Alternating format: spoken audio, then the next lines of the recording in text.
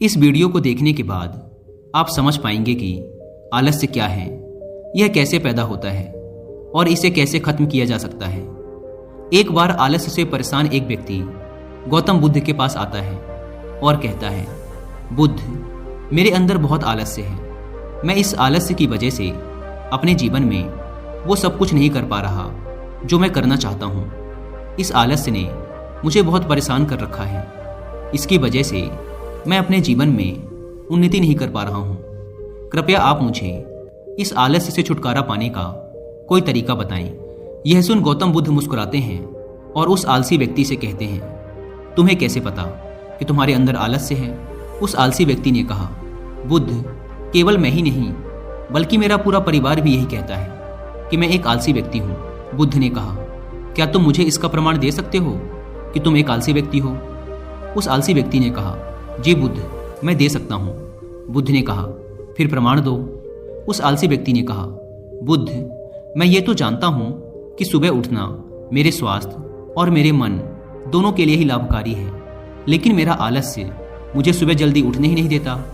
बुद्ध ने कहा, अच्छा, परंतु क्या तुम्हें पता है कि आलस्य होता क्या है? उस आलसी व्यक्ति ने कहा, बुद्ध, मुझे ये तो नहीं मालूम कि आलस्य होता क्या है, लेकिन ये जो कुछ भी है बहुत बुरा है।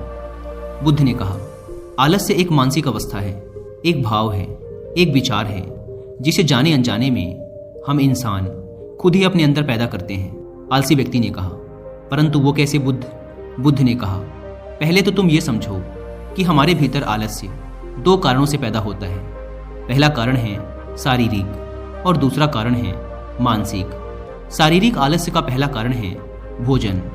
जब हम कोई ऐसा भोजन ग्रहण करते हैं जिसमें खुद कोई जीवन नहीं है, तो ये भोजन हमारे शरीर के लिए बोझ बन जाता है और फिर यह हमारे अंदर आलस्य पैदा करता है, क्योंकि हमारा शरीर भोजन से मिलने वाली ऊर्जा के सहारे चलता है और फिर हम इसे जैसा भोजन देते हैं वैसे ही ऊर्जा हमारे शरीर को भी प्राप्त होती है।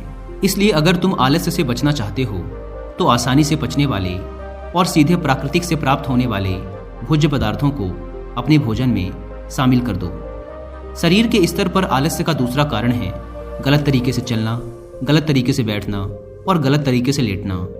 गौतम बुद्ध ने आश्रम के भिक्षुओं की तरफ इशारा करते हुए उस आलसी व्यक्ति से कहा, अगर तुम ध्यान से देखो तो तुम्हें आश्रम के इन भिक्षुओं के चलने, बैठने और लेटने की अवस्थाओं में एक विशेष प्रकार का संतुलन नजर आएगा। जब ये चलते हैं तो इनके पैरों के बीच एक तालमेल होता है। जब ये बैठते हैं तो इनकी रीढ़ की हड्डी एकदम सीधी होती है और गर्दन थोड़ी सी ऊपर होती है, और जब ये लेटते हैं तो इनका शरीर एकदम शिथिल होता है। इनके शरीर के किसी भी अंग पर कोई तनाव नहीं होता, जिसके कारण ये एक गहरी और आरामदायक नींद ले पाते हैं। उस आलसी व्यक्ति ने पूछा, बुद्ध, क्या पर्याप्त नींद लेना भी उतना ही जरूरी है? बुद्ध ने कहा, ना कम ना ज़्यादा, हमेशा ही पर्याप्त मात्रा में सोना लाभकारी होता है। अगर तुम आज रात पर्याप्त नींद नहीं लेते तो तुम्हारा कल का पूरा दिन थकान और आलस से भरा होगा, इसलिए पर्याप्त नींद भी उतनी ही जरूरी है। आलसी व्यक्ति ने कहा, हाँ बुद्ध, ये तो मैंने भी महसूस किया है। बुद्ध ने कहा, शरीर के स्तर पर आलस्य का तीसरा कारण है सुबह जल्दी ना उठना। यह सुन उस आलसी व्यक्ति ने कहा, हाँ बुद्ध, मैं तो सुबह जल्दी उठ ही नहीं पाता हूँ। बुद्ध ने कहा, तुम सुबह जल्दी तब उठ पाओगे जब तुम रात में जल्दी सोओगे। बुद्ध ने आश्रम के भिक्षुओं की तरफ इशारा करते हुए कहा, इन भिक्षुओं को देखो, इन्होंने रात्रि में अपने सोने का एक निश्चित समय निर्धारित कर रखा है और यही कारण है कि ये रोज प्रातःकाल जल्दी उठने में सक्षम हो पाते हैं। हर एक बौद्ध भिक्षु को अनुशासन का पालन करना होता है और यही अनुशासन इनके जीवन में संतुलन लाता है। कुछ लोग अनुशासन को एक बंधन समझते हैं। उन्हें लगता है कि अनुशासन उन्हें बांधता है, लेकिन सच्चाई ये है कि अनुशासन हमें बांधता नहीं बल्कि स्वतंत्र करता है। इसलिए अगर तुम शारीरिक स्तर पर आलस्य से छुटकारा पाना चाहते हो तो खुद को अनुशासन में ढालो, एक निश्चित दिनचर्या का पालन करो। उस आलसी व्यक्ति ने कहा, लेकिन बुद्ध, शुरुआत कहाँ से करें? सही तरह का भोजन करने से, सही तरह से बैठने, लेटने और चलने से, या फिर सुबह जल्दी उठने से? बुद्ध ने कहा, शुरुआत अभी से करो। जो भी तुम इस समय कर रहे हो उसे पूरे ध्यान से करो। पहले तुम मन के स्तर पर आलस्य को समझो। लेकिन उससे पहले दोस्तों, अगर आप भी काम को टालने की आदत से परेशान हैं या फिर आलस्य की वजह से आप लाइफ में वो अचीव नहीं कर पा रहे जो आप पाना चाहते हैं तो कुछ ऐसी बुक्स मैं आपके साथ रिकमेंड करूंगा जो आपकी हेल्प करेंगी आपके पॉजिटिव माइंडसेट को डेवलप करने में, जिससे आप आज के काम को आज ही करें, कल पर न टालें। तो जो पहली बुक है उसका नाम है ईट दैट फ्रॉग, यानी सबसे मुश्किल काम सबसे पहले। ब्रायन ट्रेसी द्वारा लिखी यह बुक आपको सिखाएगी कि अगर आप अपने दिन का सबसे मुश्किल काम सबसे पहले कर लेते हैं तो आपका बाकी का दिन बहुत अच्छे से गुजरता है। अगर आप सुबह जल्दी ना उठने की वजह से परेशान रहते हैं और आप सुबह जल्दी उठना चाहते हैं तो इस आदत को डेवलप करने में आपकी हेल्प करेगी रॉबिन शर्मा द्वारा लिखी यह बुक जिसका नाम है 5 AM क्लब। एक तीसरी बुक है जिसका नाम है द पावर ऑफ हैबिट। इस बुक को पढ़ने के बाद आपका माइंडसेट एकदम बदल जाएगा और आप जान पाएंगे कि आज के काम को आज ही करने की एक छोटी सी हैबिट आपके लाइफ को कितना आसान बना देगी। अगर आप चाहें तो इन तीनों ही बुक की हिंदी में बुक समरी भी सुन सकते हैं कुकू FM ऐप पर। कुकू FM इंडिया का leading and fastest growing audio book platform है, जहां पर आप एक बुक से भी कम की कीमत पर हजारों बुक्स को ऑडियो फॉर्मेट में सुन सकते हैं, वो भी अपनी मनपसंद लैंग्वेज में।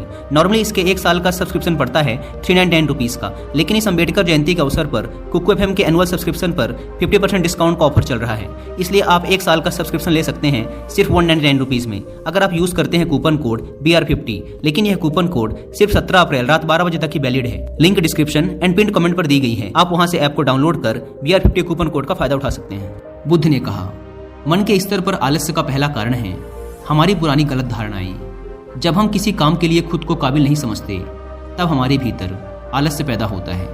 अगर हमारे मन ने यह विश्वास कर लिया कि पिछली बार की तरह इस बार भी मैं इस काम में असफल ही होऊंगा, तो उस काम को करने में हमें आलस्य आएगा। जबकि हम खुद को ये नहीं समझा पाते कि पिछली बार और इस बार में बहुत फर्क है।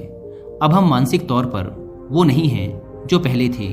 हमने पिछली हार से बहुत कुछ सीखा भी है। इसलिए मानसिक आलस्य से बचने के लिए सबसे पहले खुद पर विश्वास करना सीखो।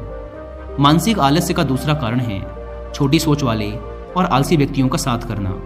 कई बार ऐसा होता है कि हम खुद आलसी नहीं होते, लेकिन कुछ आलसी और कामचोर लोगों के साथ रहते रहते हम खुद भी आलसी और कामचोर बन जाते हैं। यह सुन उस आलसी व्यक्ति ने कहा, हाँ बुद्ध, ये तो मैंने भी महसूस किया है। बुद्ध ने कहा, तो सबसे पहले आलसी और कामचोर लोगों की संगति में रहना छोड़ो।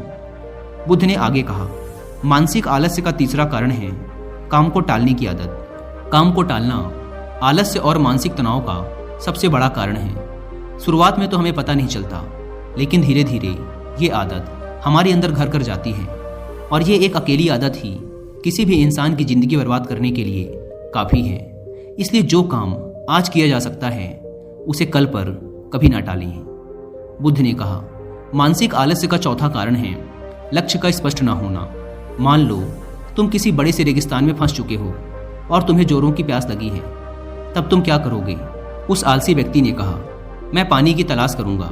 मैं कोशिश करूंगा कि जल्द से जल्द रेगिस्तान के पास वाले गांव में पहुंच जाऊं। बुद्ध ने कहा, लेकिन अगर बहुत कोशिश करने के बाद भी तुम्हें पानी ना मिले तब? उस आदमी ने कहा, मैं तब भी प्रयास करता रहूंगा, क्योंकि मेरे पास और दूसरा कोई विकल्प ही नहीं होगा। गौतम बुद्ध ने मुस्कुराते हुए कहा, इंसान को आलस्य तभी घेरता है जब उसके पास कोई स्पष्ट लक्ष्य ना हो या फिर उसके समक्ष बहुत से विकल्प उपलब्ध हों। इसलिए लक्ष्य का निश्चित होना परम आवश्यक है।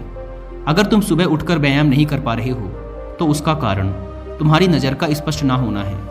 अभी तुम भविष्य में होने वाले रोगों और उन रोगों से होने वाली पीड़ा को स्पष्ट रूप से महसूस नहीं कर पा रहे हो।